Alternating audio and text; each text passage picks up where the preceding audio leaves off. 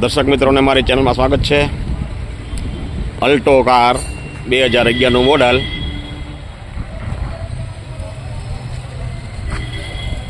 બીજો વર્નર।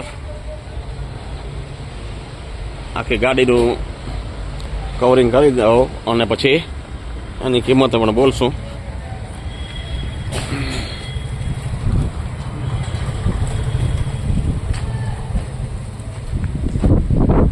ચારે ચાર ટાયર નવા,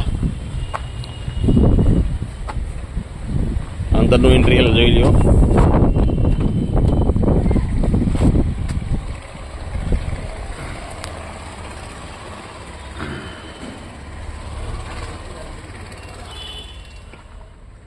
એલપીજી ગાડી છે, એલપીજી વિથ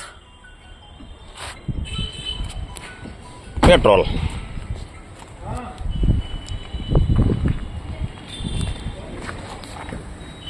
એલપીજી પાસિંગ છે। જે કોઈ લેવી હોય ગ્રાહક મિત્રોને ફોન નંબર હું ડિસ્ક્રિપ્શનમાં નાખી અને કિંમત એની 1,30,000 કહે છે। 2011નું મોડલ।